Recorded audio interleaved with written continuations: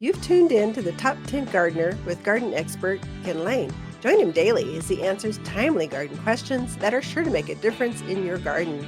Now welcome your host, Ken Lain.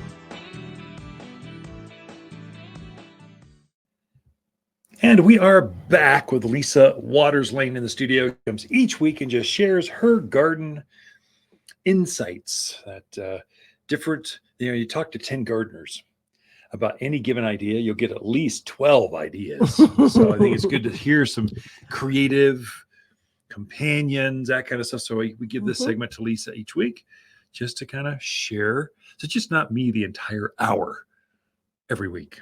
That's probably good. Yeah, it's very good. Glad you're here. Thank you. Good to be here. So what do you got for us this week? What's going on? Well, we discussed earlier about fall. Some of those fall colors are starting to show up. And I thought we would talk about some shrubs or plants that can give you that real pretty fall color out in the yard. Yeah.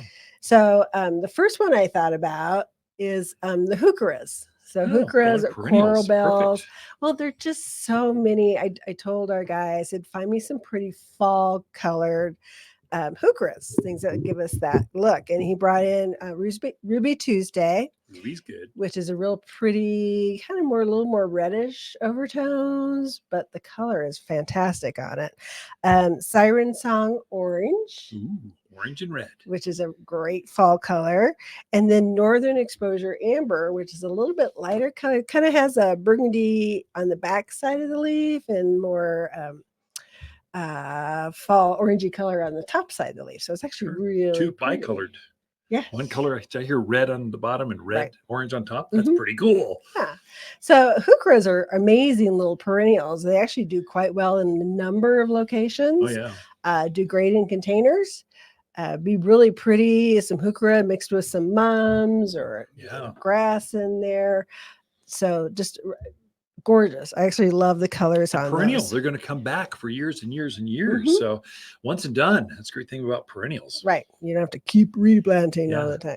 So some others that do really pretty. So right now we have a Tuscan Flame, Heavenly Bamboo or Nandina in. The Tuscan gets about 4x4, somewhere in there, but it has a real pretty dark red leaf to it. So in the fall and winter, especially those in the full sun locations, they get some really striking fall color. So there's Tuscan Flame, there's Plum Passion, Nandina, which gets more purpley. And it gets a little taller. And then there's Gulfstream, which is about a 3x3. But there's also one called Firepower, Nandina. So Firepower actually has a little bit bigger leaf. It's more of a lobe, a rounded leaf as opposed to the pointy ones, but they get red in the fall. Just red. So they're kind of green, good part of the year, but that fall color is just the new growth even comes out with some new colors. So the new growth, it can bloom some white flowers sometimes. It's evergreen. Animals don't eat Nandina or Heavenly Bamboo. Heavenly Bamboo, your grandparents grew. That's a great big one. Gets above head height. It's a monster.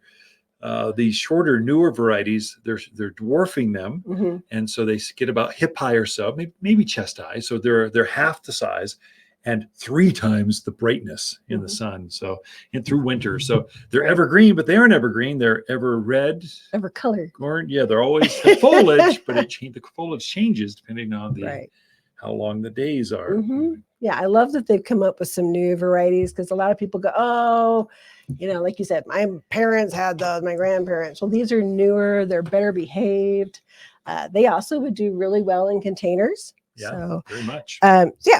Barberries. So right now we have a couple of different ones, and we have the Golden Ruby, which I really like because it's kind of a burgundy color, but it has a yellow outline on the leaf. So so it's very striking. It really nice little shape. I think it's Golden Ruby is like a 2x2, I believe. We got some Lava Nuggets, which have a real dark burgundy leaf to them. They get a little bit bigger, but just really nice fall color out there. And yes, they are going to go dormant, but you get to enjoy them and their coloring before and the leaves are so small, they just wisp away. They do. Blow away. Just no cleanup. It's really great. Barberries are awesome. They are very, very pretty.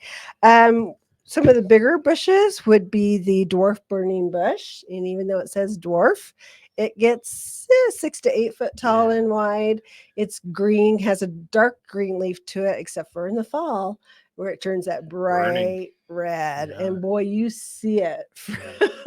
There's a couple on our street that has some, and it's just like boing, and you just see it. It's There's nothing beautiful. that colorful all at once. Yeah. So burning bush is a classic. And then even when it loses its foliage, because it is deciduous, that the bark up and down the stems are like, it's like cork bark or something. It's really cool. So an interesting plant with or without foliage. That is very true. So the sumac, so the trilobata, which is kind of the native one for here, gets a really pretty kind of orangey color to it. And there's also tiger eye sumac, which is what, about 4 foot tall? Yeah, just below hip high or so. 4 might be a bit optimistic. Yeah, it's about hip high or so. Yeah, there's a bunch out by the Costco. Yeah. And every fall you see them just turn this beautiful mass of orange and yellow, and very, very striking. So we've got those. We also have the Amur maple. So Amur is a great maple. If you don't have room for an autumn blaze or a red maple, an Amur behaves itself. It gets about 12 foot tall, probably 10 to 15 foot wide, but you can always shape it and keep it whatever you want. But it gets that really nice fall color like your red maples do, without taking over your entire yard. The nickname for that is flame maple. So it's a Amur maple, flame maple, same thing. I think of it, it's the same size as a Japanese maple, but it takes the full sun. It likes the dry, it likes wind, it likes neglect, it likes, whereas Japanese maples, you look at them wrong in this climate and they start to suffer, whine, complain, shed leaves. They're just big crybabies. Not an Amur maple is bulletproof. Right.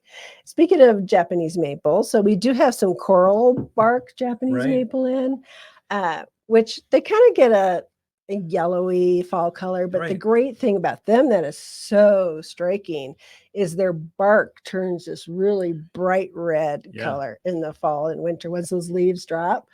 So spectacular, even without the leaves on it. You'd think it'd be like, what is that? But being a Japanese maple, it definitely wants that shade in the summertime. Yeah, definitely. Then we've also got in a great collection of hollies.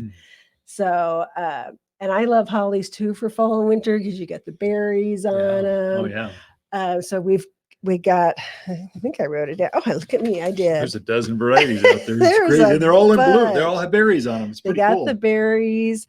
And there's Gold Coast, which gets about 6 by 6. So it's a variegated yellow and green holly. The thing with the hollies is they're fairly slow growing. When you say they are very much easy to maintain. They do like a shadier spot in the yard. They can take that morning sun, late afternoon sun, but they want some shade out there in the yard. They also do very well in containers, especially up by front doors if you want something evergreen up by your front door.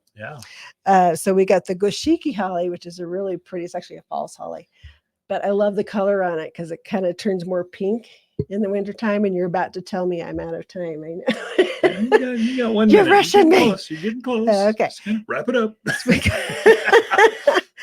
We also got some sky pencil holly. So those would be really pretty in a pot by your front door because they get tall, but they stay narrow, like 2 to 3 feet. So they're not going to grab you whenever you're walking in the door. Nice evergreen. We also got a compact Japanese holly, which has a really small leaf to it. These are actually kind of topiaried into kind of cones a little bit. I thought it was a boxwood when they came in, but then you look at them closer, you're going, that's deeper, richer, greener. It's nicer. It's got berries. It's kind of, that's pretty cool. It's very, very pretty. And then we also got some colonnades. We got ruby colonnade and emerald colonnade. So these get tall. They're going to get upwards of 10 feet over time. But they have a really kind of soft leaf to them. They don't have that kind of prickery leaf that you're used to on a holly. These are very soft, kind of oval shaped. Very, very attractive.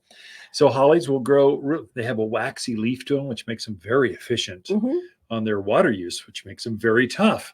They just aren't going to like the dryness of June. But if you put them in a morning, afternoon, or shaded area, they're going to thrive for years to come. Well, now we are officially out of time. So Ken and Lisa Lain, the Mountain Gardeners, don't go anywhere. Be right back. Autumn is the most beautiful time of the year in the mountains, and Waters Garden Center has the brightest trees. We've collected 700 hardy trees, including maple, aspen, ash, and oak. Each is ready to plant, so you can enjoy brilliant fall foliage in your yard. Shop online at top10trees.com or visit us in Prescott. Trees are brighter at Waters Garden Center in Prescott and online at top10trees.com. You're listening to garden expert Ken Lain, owner of Waters Garden Center in Prescott. Look for more tips, tricks, and garden shortcuts through Ken's website. Additional shows of this podcast, read his weekly garden column, or follow him on Facebook, Instagram at watersgardencenter.com. That's Waters with 2 T's, gardencenter.com.